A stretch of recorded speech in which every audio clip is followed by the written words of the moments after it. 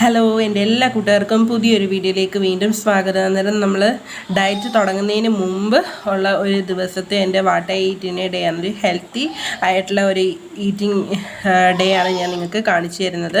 ഇന്ന് രാവിലെ എഴുന്നേറ്റ് പാടെ തന്നെ വെറും വയറ്റിൽ വെള്ളം കുടിച്ച്, പിന്നെ അത് കഴിഞ്ഞിട്ട് ഞാൻ എൻ്റെ ബ്രേക്ക്ഫാസ്റ്റ് കഴിക്കാനായിട്ട് നമ്മുടെ ഉഴുന്ന് ദോശയുടെ മാവുണ്ടല്ലോ, അത് ഒരു തവി എടുത്തിട്ട് പിന്നെ അതിലേക്ക് ഒരു 2 തവി ചാമേരിയും അതുപോലെ തന്നെ ചെറുപയർ, കടല, വെള്ളക്കടല ഇതെല്ലാം കൂടെ കുതിർത്ത് വെച്ചിട്ട് അരച്ച് ആ പേസ്റ്റും കൂടെ ചേർക്കുന്നുണ്ട്. എന്നിട്ട് അത് ജീരകവും മഞ്ഞളും ഒക്കെ ചേർത്ത് മിക്സ് ചെയ്തതാണ്. അത് ഈ ബാറ്ററിലേക്ക് ചേർത്ത് മിക്സ് ചെയ്തിട്ട് ദോശ ഇട്ടെടുക്കുന്നുണ്ട്.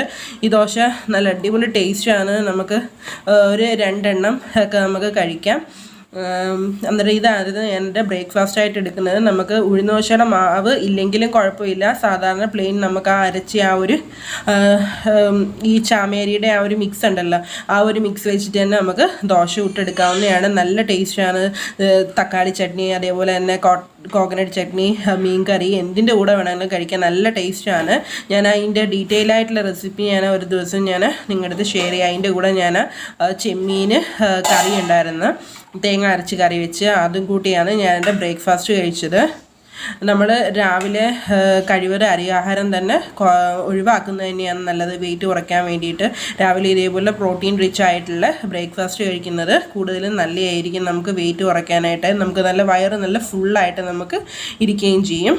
ഉച്ചക്കലത്തെ എൻ്റെ ലഞ്ചെന്ന് പറയുമ്പം രാവിലെ ചുട്ട ദോശ ഉണ്ടായിരുന്നു, അതൊന്നും പിന്നെ ഒരു റോബസ്റ്റ് പഴമാണ് കഴിച്ചത്. പിന്നെ ഇനി വൈകുന്നേരത്തെ എൻ്റെ വൈകുന്നേരത്തെ നമ്മുടെ ഡിന്നർ ഞാനൊരു 5 മണിയാകുമ്പോഴത്തേക്ക് കഴിക്കും. അത് ഞാനൊരു പാൻ കേക്കാണ് ആക്കുന്നത്. മൾട്ടിഗ്രെയിൻ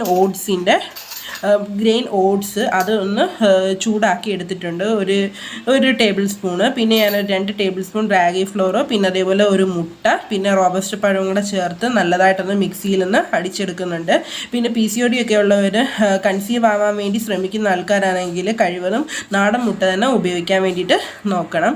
അങ്ങനെ ആ ബാറ്ററെല്ലാം ഒന്ന് മിക്സിയിൽ അടിച്ചെടുത്തിട്ടുണ്ട്. അങ്ങനെ നമ്മൾ പാനിൽ നമ്മളൊന്ന് മാവ് ഒഴിച്ചിട്ട് നമ്മൾ പാൻ കേക്ക് ചുട്ടെടുക്കുന്നുണ്ട്. നല്ല വലിയൊരു പാൻ കേക്ക് നമുക്ക് കിട്ടും. നമുക്ക് വയറ് നല്ലതായിട്ട് ഫില്ലായിരിക്കുകയും ചെയ്യും. പിന്നെ നമുക്ക് മധുരത്തിൻ്റെ ആ ഒരു ഡയറ്റ് ചെയ്യുന്ന സമയത്ത് മധുരം കഴിക്കണം എന്നുള്ള ചിന്ത ചില ടൈമിലുണ്ട്. അന്നേരം ഇടയ്ക്ക് എപ്പോഴെങ്കിലും ഇതുപോലൊരു പാൻ കേക്ക് ആക്കി കഴിക്കുമ്പോൾ നമുക്ക് ആ ഒരു നല്ലൊരു തൃപ്തി കിട്ടും. നമുക്ക് ആ ഒരു റോബസ്റ്റ് പഴത്തിൻ്റെ മധുരം ആയിട്ട് പാൻ കേക്ക് കഴിക്കുമ്പോൾ നമുക്കൊരു നല്ലൊരു ഹാപ്പിനെസ് കിട്ടും. ഒരു മധുരം കഴിച്ചതുപോലത്തെ ഒരു ഫീല് തോന്നും. നമ്മൾ ഇതിൻ്റെ വേറെ എക്സ്ട്രാ മധുരം ഒന്നും ചേർത്തിട്ടില്ല. ഇതായിരുന്നു എൻ്റെ ഡിന്നർ.